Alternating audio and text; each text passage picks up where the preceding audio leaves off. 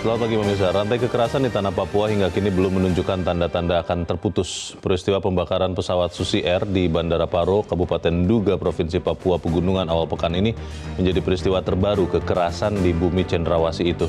Peristiwa itu menguatkan indikasi bahwa teror dan kekerasan belum akan surut, bahkan amat mungkin semakin sering terjadi. Dalam catatan kepolisian sepanjang tahun 2022, terjadi 90 kali aksi kelompok kriminal bersenjata atau KKB di 14 kabupaten kota di Papua.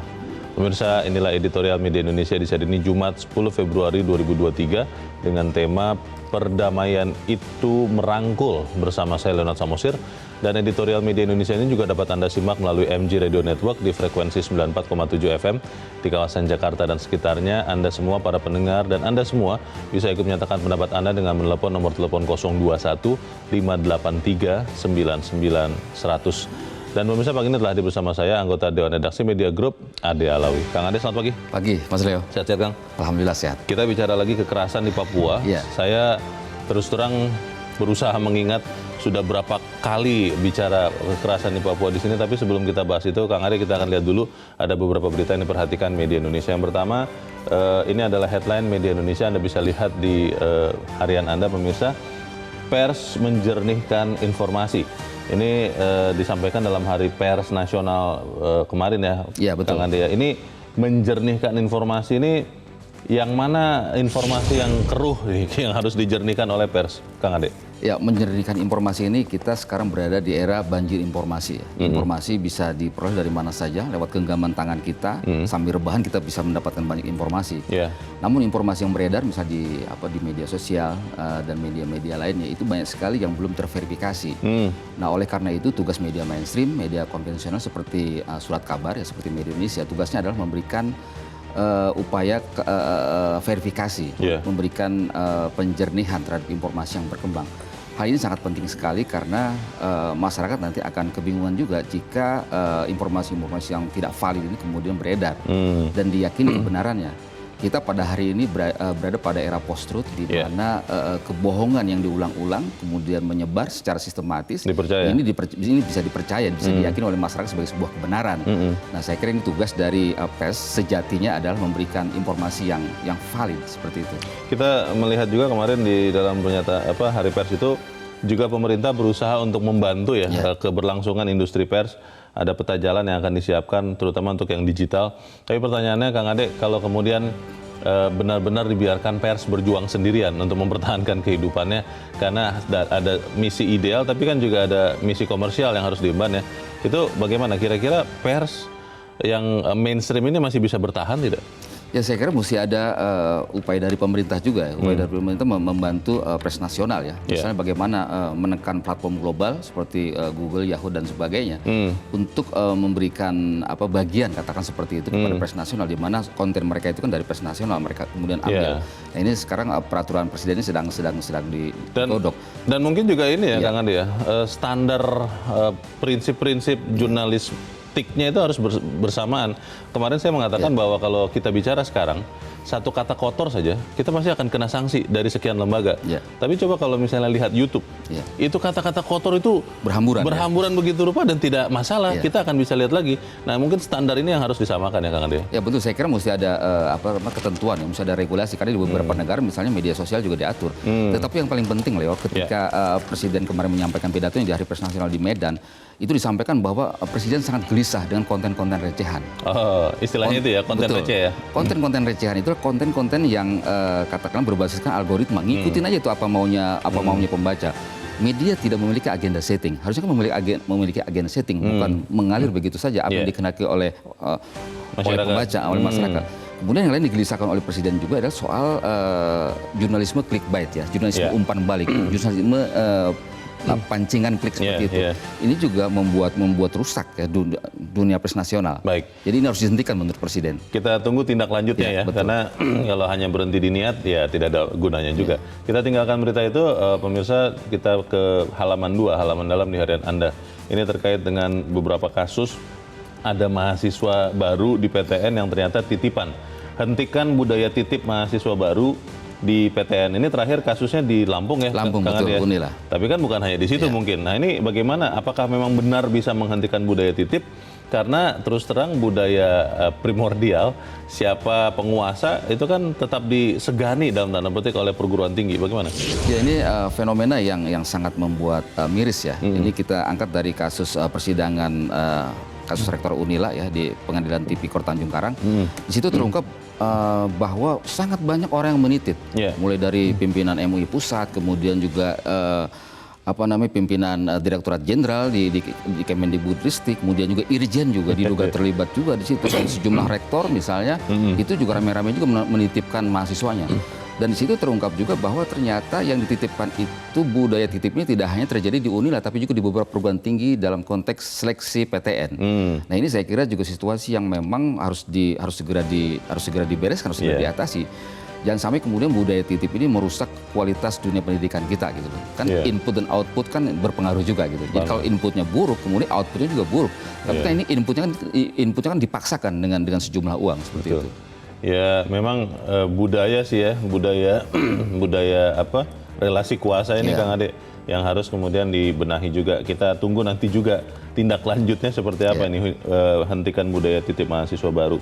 Kita ke berita selanjutnya terkait dengan pembiayaan haji. BPKH diminta ikuti paradigma bisnis Arab Saudi. Ini apa nih Kang Ade? Ya maksudnya ini hasil rapat dengar pendapat di DPR ya, di Panja Haji. Di situ disebutkan bahwa haji ini bukan semata-mata ibadah ya. Artinya di dalam pemerintahan Arab Saudi ini tidak semata-mata ibadah, tapi juga ada kebutuhan bisnis di situ. Nah, oleh karena itu anggota DPR meminta pemerintah dalam hal ini BPKH untuk menghitung ulang, untuk melakukan negosiasi kembali, termasuk juga Kementerian Agama, melakukan negosiasi kembali pos-pos yang mungkin bisa ditekan lagi gitu, sehingga biaya haji tidak membengkak. Pos-pos itu diantaranya catering, kemudian transportasi dan akomodasi. Ini menurut anggota DPR masih bisa ditekan. Nah oleh karena itu saya kira juga bagaimana kekuatan bargaining kita dengan pemerintah Arab Saudi sehingga biaya itu tidak melambung tinggi, dan sehingga kemudian banyak masyarakat Indonesia bisa melaksanakan haji seperti itu. Ini juga, tetapi memang haji ini dilema ketika katakanlah pemerintah lewat BKH memberikan guyuran subsidi. Ini kemudian juga akan bertentangan juga dengan syariat gitu. Kalau terlalu besar subsidinya, kan kalau haji kan harus mampu. Nah, dalil mampu ini akan gugur ketika subsidinya itu besar dari pemerintah. Jadi sekiranya ini ada problem yang memang harus diatasi. Mampu yang sebenarnya atau mampu semu begitu ya? Mampu semu, iya. Oke, kita harapkan memang ada tindak lanjutnya. Karena kalau ini kan berawal dari nilai manfaat dari dana yang semakin lama makin sedikit kan? Makin sedikit, betul. Dan akhirnya kemudian kenaikan biaya haji mau tidak terelakkan. Iya, betul. Ya semoga ketemu titik tengahnya ya. Dan kembali lagi pemahaman agama yang Kang Ade tadi katakan bahwa yang naik haji itu yang mampu, ya itulah yang dipahami begitu ya. Kita tinggalkan itu, kita langsung ke editorial. Editorial pada hari ini bicara kasus kekerasan di Papua. Perdamaian itu merangkul. Nah, ini kalau orang yang mau dirangkul biasanya orang yang baik sama kita nih Kang Ade.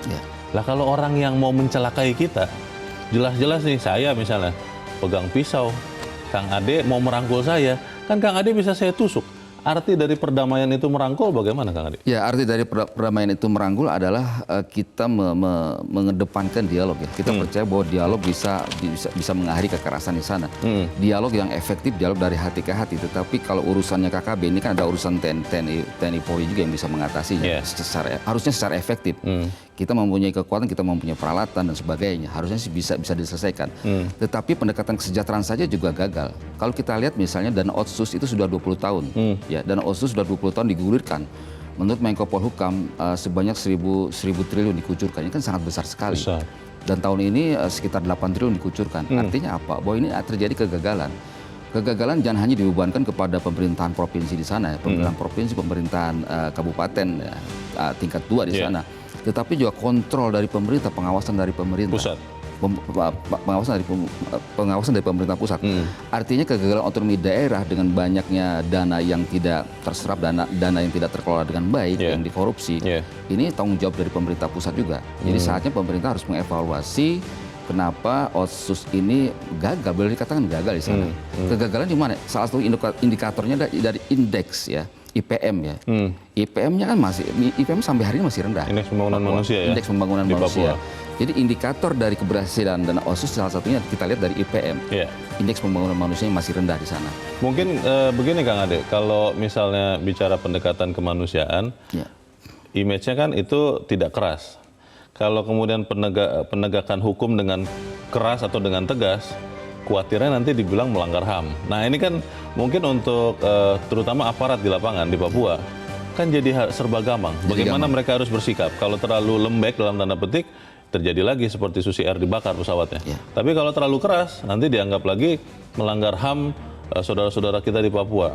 Ini bagaimana jalan tengah, kita akan bahas itu Kang Ade, dan misalnya inilah editorial Media Indonesia untuk hari ini Jumat 10 Februari 2023, perdamaian itu merangkul.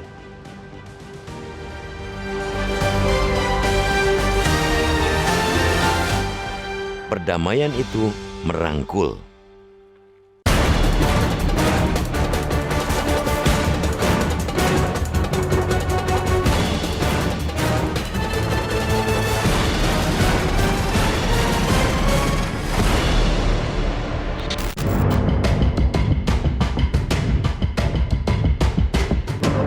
Rantai kekerasan di tanah Papua hingga kini belum menunjukkan tanda-tanda akan terputus.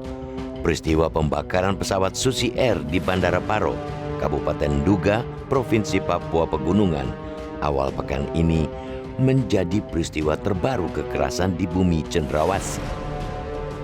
Seperti juga Tentara Pembebasan Nasional Papua Barat, Organisasi Papua Merdeka atau TPN PBOPM, pimpinan Egyanus Kogoya yang mengaku melakukan pembakaran tersebut. Mereka juga meneror 15 pekerja bangunan puskesmas tempat. Peristiwa itu menguatkan indikasi bahwa teror dan kekerasan belum akan surut, bahkan amat mungkin semakin kerap tahun ini. Dalam catatan kepolisian, sepanjang 2022 saja terjadi 90 kali aksi kelompok kriminal bersenjata atau KKB di 14 kabupaten kota di Papua. Aksi-aksi tersebut menelan 48 jiwa dan 27 luka-luka. Polisi menduga 35 dari korban tewas merupakan anggota KKB, kemudian 10 merupakan prajurit TNI dan 3 personel Polri. Akan tetapi, bila kita tanyakan ke pihak KKB, mereka tentu akan mengklaim banyak dari 35 orang itu merupakan penduduk sipil. KKB juga menyatakan korban jiwa dari kalangan sipil yang menjadi sasaran KKB adalah mata-mata aparat keamanan. Saling klaim identitas korban itu hanya wujud dari pertentangan ego tiap pihak. Kebenarannya menjadi relatif, tergantung siapa yang membeberkan data. Namun satu yang tidak terbantahkan, warga sipil merupakan korban yang paling menderita dari rantai kekerasan di Papua. Bayangkan, sudah 7 presiden silih berganti memimpin negeri ini, sedikitnya 4 generasi warga Papua terlahir dan semuanya masih saja dilingkupi rasa takut yang ditimbulkan oleh konflik dan kekerasan. Berulang kali warga terpaksa mengungsi karena keselamatan jiwa mereka terancam. Pemerintah bisa saja mengatakan teror dan kekerasan itu saat ini hanya terjadi di segelintir wilayah seperti Puncak Jaya, Intan Jaya, Nduga, Dogia, dan Pegunungan Bintang. Daerah-daerah lainnya aman dan warganya beraktivitas secara normal. Lalu, apakah warga di kelima wilayah yang disebut segelintir itu tidak berhak untuk mendapatkan rasa aman? Pasal 28 Undang-Undang 1945 dengan jelas menyatakan setiap orang berhak atas rasa aman dan tentram serta perlindungan terhadap ancaman ketakutan untuk berbuat atau tidak berbuat sesuatu. Amanat itu diteguhkan dengan pasal 35 Undang-Undang Nomor 39 Tahun 1999 tentang Hak Asasi Manusia atau HAM. Bahwa setiap orang berhak hidup dalam tatanan masyarakat dan kenegaraan yang damai, aman dan tentram, menghormati, melindungi dan melaksanakan sepenuhnya hak asasi manusia dan kewajiban dasar manusia. Oleh sebab itu, kewajiban pemerintah mengerahkan segala daya dan upaya untuk memastikan segenap warga hidup dengan rasa aman daya dan upaya itu juga harus melalui perhitungan untuk memastikan efektivitasnya. Pendekatan militer dan keamanan yang selama ini dipakai terbukti tidak mampu menyudahi rantai kekerasan di Papua. Maka ganti dengan daya dan upaya lain, bukan sekadar omongan. Pendekatan pembangunan dan pemerataan peningkatan kesejahteraan wajib diterapkan. Seiring dengan itu, dialog-dialog damai yang tentu saja melibatkan pihak TPN, PB, OPM mesti diupayakan lebih keras. Jangan lagi memosisikan mereka sebagai musuh yang harus ditumpas. Mereka juga pihak yang semestinya dirangkul. Dengan begitu, barulah bersama-sama kita bisa mewujudkan perdamaian berkesinambungan di Papua.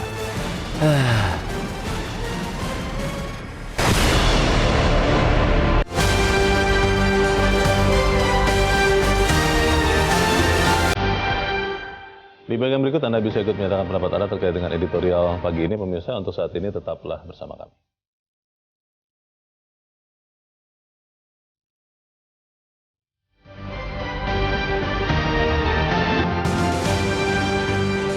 Terima kasih pemirsa, Anda masih bersama kami di Editorial Media Indonesia. Dan sebelum kita berdiskusi, Kang Ade, kita mau bertanya dulu. Kita sudah tersambung lewat saluran telepon dengan analis hubungan internasional dari Badan Riset dan Inovasi Nasional atau BRIN, Adriana Elizabeth. Bu Adriana, selamat pagi.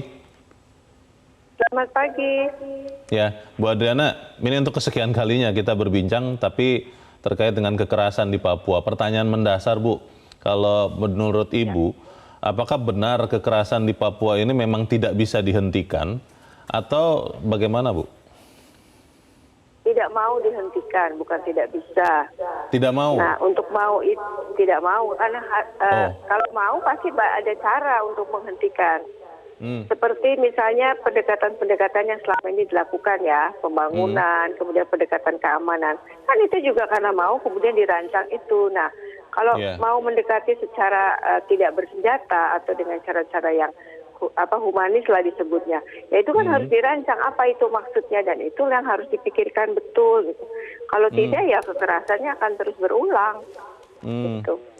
Bu, kalau melihat kekerasan yang terjadi terakhir, pesawat Susi Air itu dibakar, pilotnya belum ketahuan nasibnya, itu sebenarnya benar-benar dilakukan oleh orang Papua yang bergerak karena perasaannya sendiri, atau digerakkan oleh orang di Papua yang memang digerakkan atau dirancang oleh orang di Jakarta. Kita bicara hal yang sensitif tapi sering disebut-sebut bahwa yang terjadi di Papua itu sebenarnya permainan orang-orang di Jakarta. Bagaimana, Bu Adriana?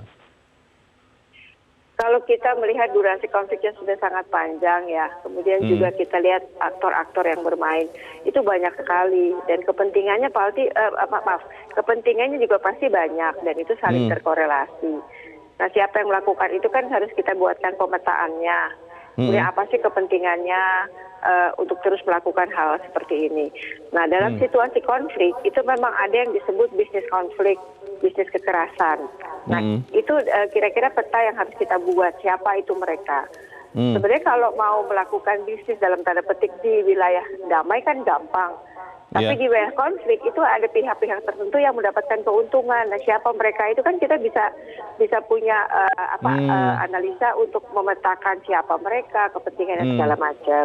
Termasuk konflik-konflik seperti ini kan membuka peluang untuk transaksi senjata api ilegal misalnya.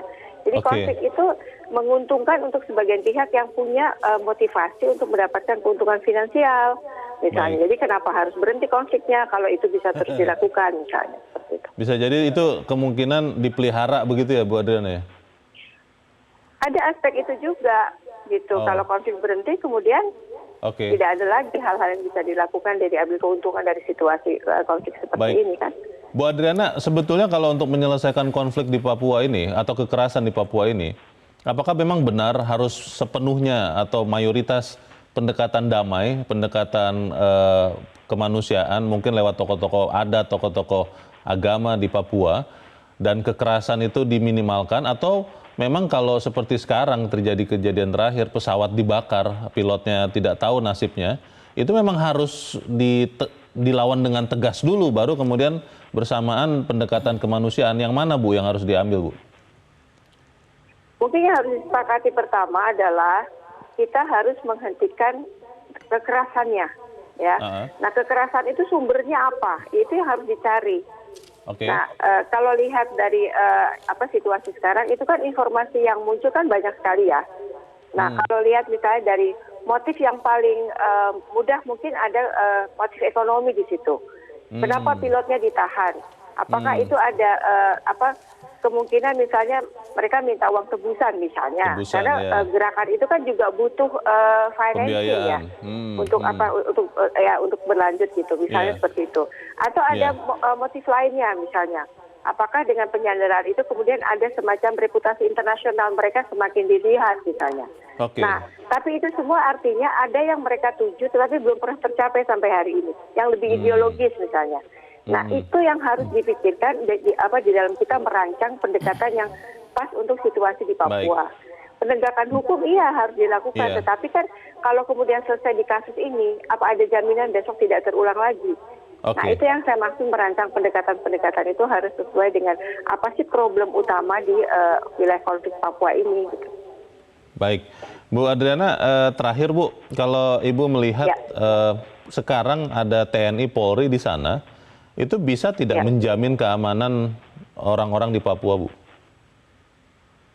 Nah, ini kan ada sebagian juga yang mengatakan bahwa di wilayah yang sekarang sedang ada masalah ini kan tidak ada pos polisi dan pos tentara. Artinya dari perspektif itu kemudian kita melihat apakah perlu menambah pasukan di sana atau pos-pos dan sebagainya gitu. Karena wilayah Papua kan sangat luas. Betul. Apalagi di sebelah sana ada kelompok yang juga bersenjata gitu. Tapi yang harus kita pikirkan sebetulnya selama ini kan juga pendekatannya sama kan. Tapi buktinya nggak selesai juga misalnya.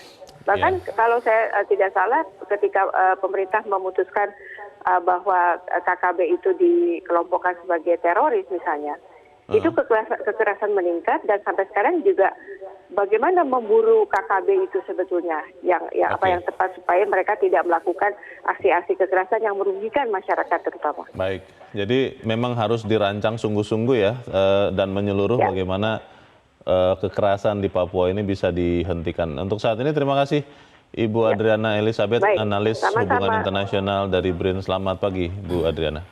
Selamat pagi, ya. Singkat saja, Kang Ade, sebelum kita jeda, kira-kira bisa tidak kemudian kita merangkul? Ya, saya kira kita sangat bisa ya. Pertama adalah kita harus mengevaluasi pendekatan kesejahteraan yang kita lakukan ya.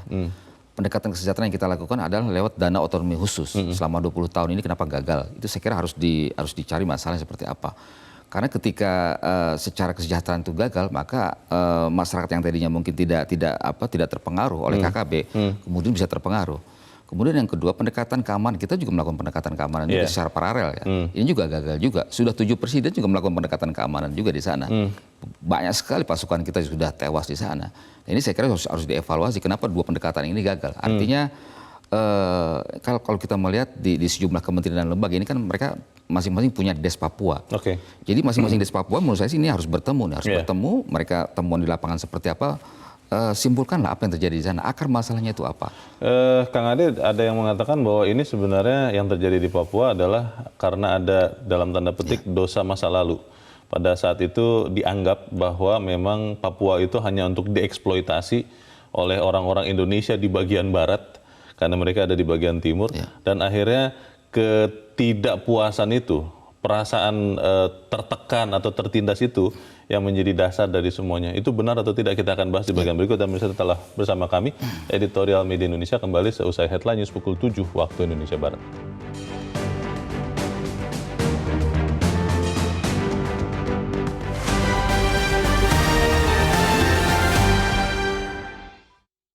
Terima kasih pemirsa, Anda masih bersama kami di Editorial Media Indonesia. Dan sebelum kita lanjutkan diskusi, Kang Ade, kita mau bertanya dulu kepada pemirsa Metro TV. Saat ini kita sudah terhubung dengan pemirsa Metro TV di Mataram, Nusa Tenggara Barat. Ada Pak Bion. Pak Bion, selamat pagi. Halo, Pak Bion. Pak Bion di Mataram, Nusa Tenggara Barat, selamat pagi. Halo, Pak Bion. Halo, Silakan Pak Bion, Anda sudah mengudara Pak, silakan Pak.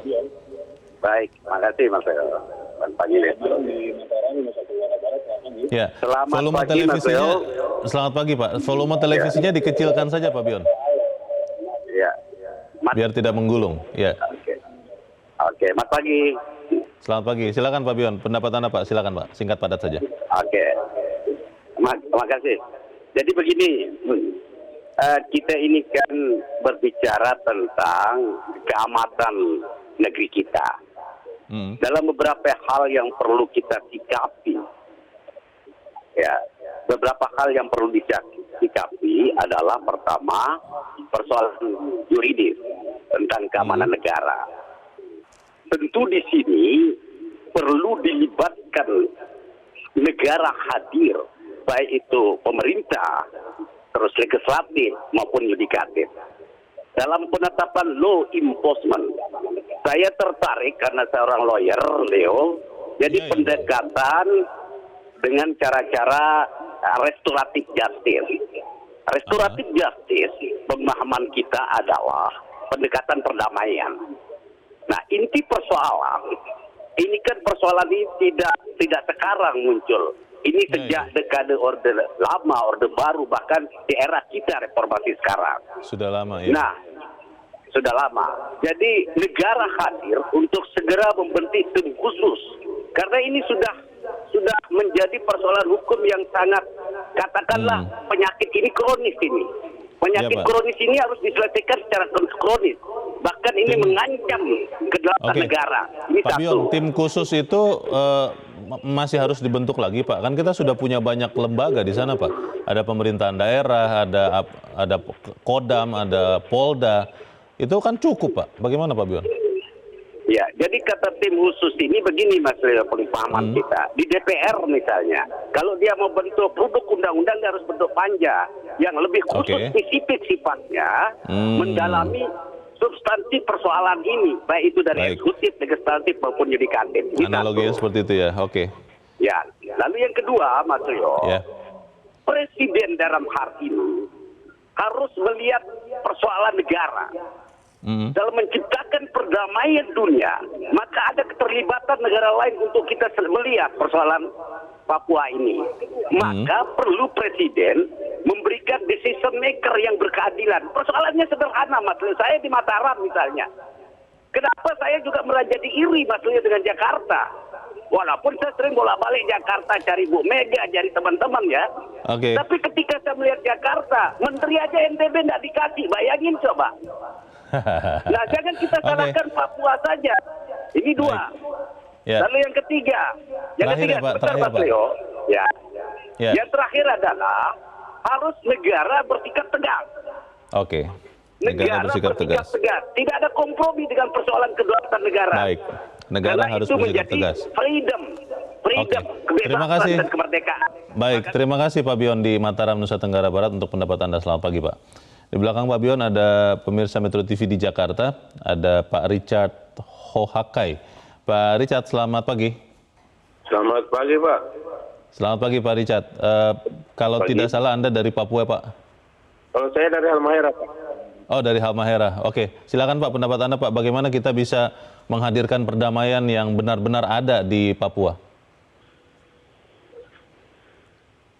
Kalau kita mau menghadirkan perdamaian di Papua, merasa ini kita pakai pendekatan lain kemiliteran. Karena pendekatan kemanusiaan bisa sendiri.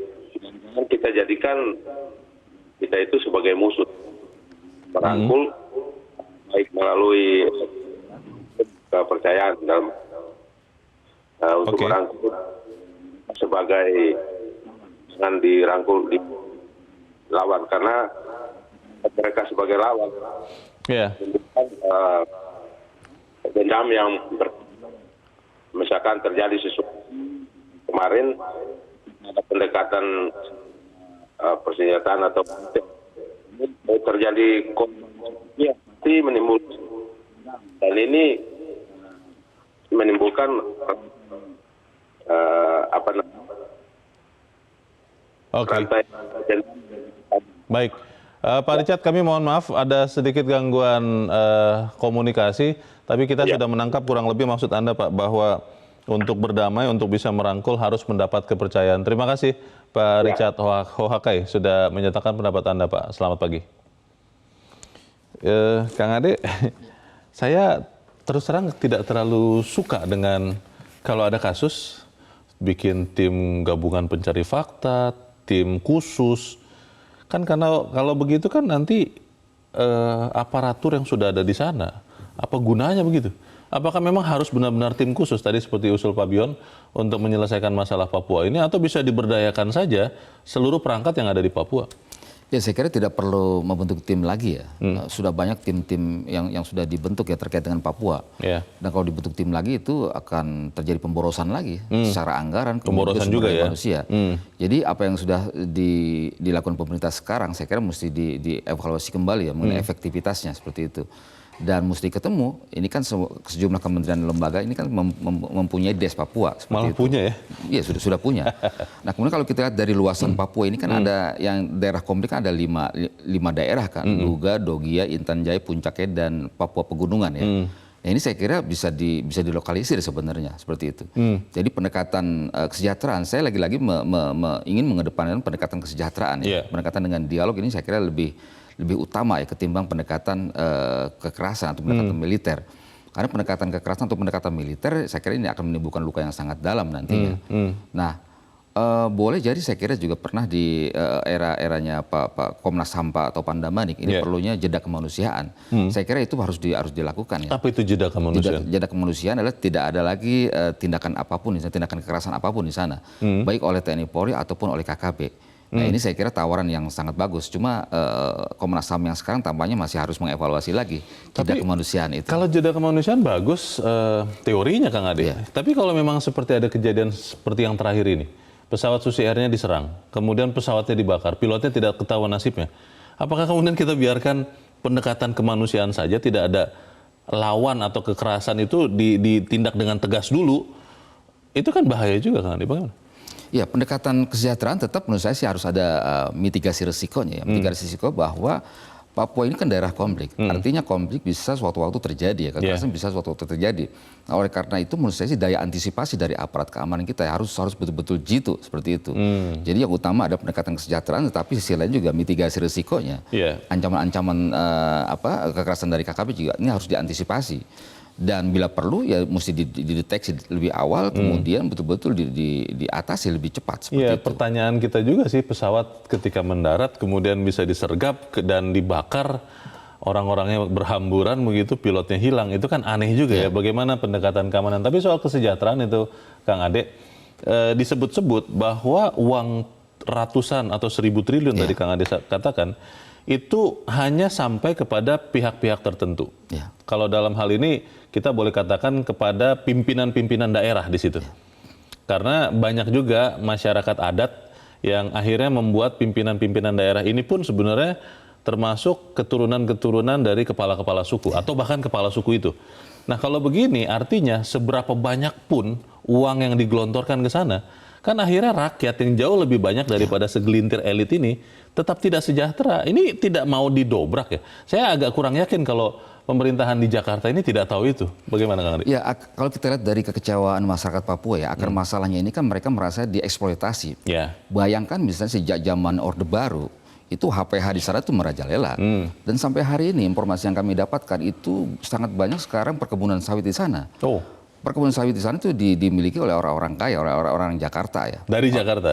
Nah, oleh orang yang memiliki kemampuan kapital yang sangat banyak. Sehingga kemudian bersentuhan dengan tanah ulayat. Diduga tanah ulayat di sana juga terambil juga, terampas juga. Ya? Betul. Oleh luasan yang sangat masif perkebunan sawit. Ini saya kira juga harus evaluasi ya. Seperti apa sih? Jadi begini. Jadi kesan bahwa Jakarta ini melakukan eksploitasi ini saya kira juga harus dihapus betul-betul. Itu dia. Nah, ini yang saya kira sampai hari ini masih tertanam. Bagaimana misalnya Papua ini kan daerah kaya dengan sumber daya mineral. Ada tambang, ada emas dan sebagainya di sana. Nah, ini sampai hari ini belum terbukti bahwa kekayaan dari Papua ini menetes kepada masyarakat Papua. Ini yang sampai sekarang ini kesenjangan ini yang sampai sekarang dirasakan. Bumi kami kaya tapi kami miskin. Yang paling penting adalah pemerintah harus memastikan. Kalau kita bicara pendekatan kesejahteraan, maka harus dipastikan adalah kebutuhan dasar dari masyarakat Papua. Sandang pangan, masa depan mereka bagaimana, sekolah mereka bagaimana. Ini yang saya kira harus dikoreksi. Sejauh mana kebutuhan dasar ini bisa terpenuhi oleh masyarakat Papua. Tadi Pak Richard kan mengatakan soal kepercayaan ya, Kang Ade. Kembali ke analogi saya pada saat awal, saya hanya mau dirangkul Kang Ade kalau saya percaya bahwa Kang Ade punya niat baik. Nah, kepercayaan di Papua kan kalau kita mau jujur mengatakan mungkin tidak begitu tinggi satu sama lain ya. Saudara-saudara di Papua dengan orang-orang dari Jawa, dari Pulau Jawa, itu kan mungkin sangat rendah. Bagaimana itu Kang Ade? Ya, tetap pendekatan kesejahteraan dengan dialog dari hati ke hati, ini saya kira lebih menimbulkan trust ya. Jadi kalau kita berbicara perdamaian tanpa adanya trust, itu tidak akan terjadi. Trust akan terjadi bila ada komunikasi. Bila mana aparatur kita betul-betul turun ke bawah. Jangan sampai Papua ini hanya sekedar proyek. Ada proyek kemudian selesai, tidak dilihat bagaimana monitoringnya, bagaimana controllingnya. Itu sinyalemen Bu Adriana tadi kan, Kang Ade, bahwa bukannya tidak mampu menyelesaikan kekerasan di Papua, tapi tidak mau. Karena uang yang sampai 1.000 triliun, itu kalau kita kebagian 10%-nya saja kan besar sekali. Apakah jangan-jangan memang konflik atau kekerasan ini sengaja dipelihara oleh oknum-oknum tertentu, entah di Papua, entah di Jakarta, atau dua-duanya? Kita bahas di bagian berikut. Pemirsa tetap bersama kami, Editorial Media Indonesia, segera kembali.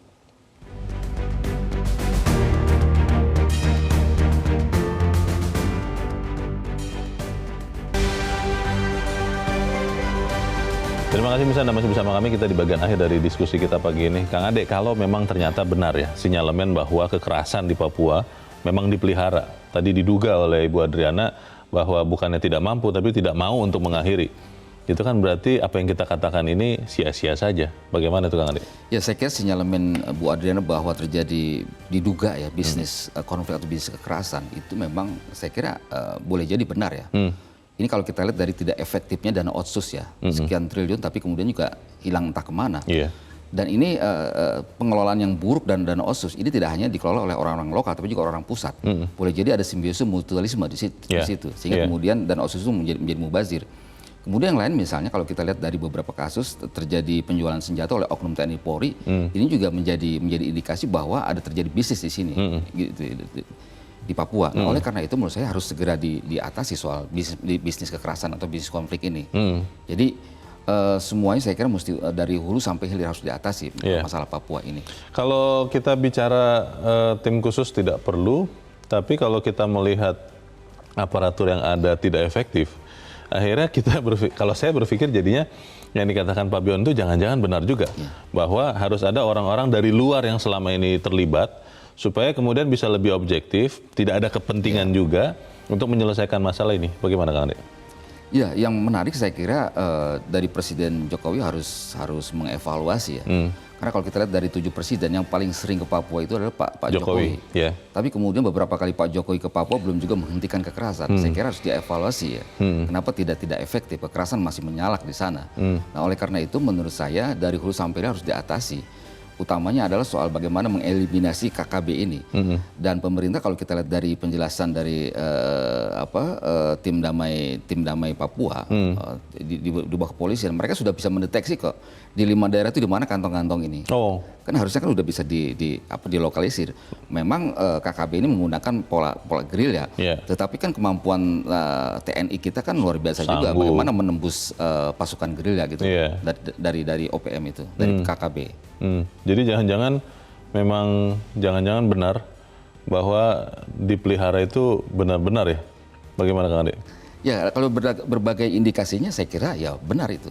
Waduh. Jadi tidak efektifnya dana otsus itu mengindikasikan juga terjadinya pola simbiosis mutualisme ya antara pusat dengan Jakarta, sehingga kemudian dana itu tidak bisa menyentuh rakyat yang paling bawah, tidak menyentuh kebutuhan dasar masyarakat Papua untuk lebih sejahtera. Di sisa waktu yang tidak banyak dari pemerintahan Presiden Joko Widodo, kan hanya sampai tahun depan ya.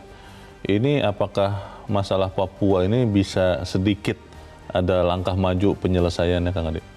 Ya, seharusnya Papua ini harus menjadi bagian dari legasi utama dari Pak Jokowi ya, tidak hanya IKN ya. Ini yang menurut saya sih lebih penting daripada IKN.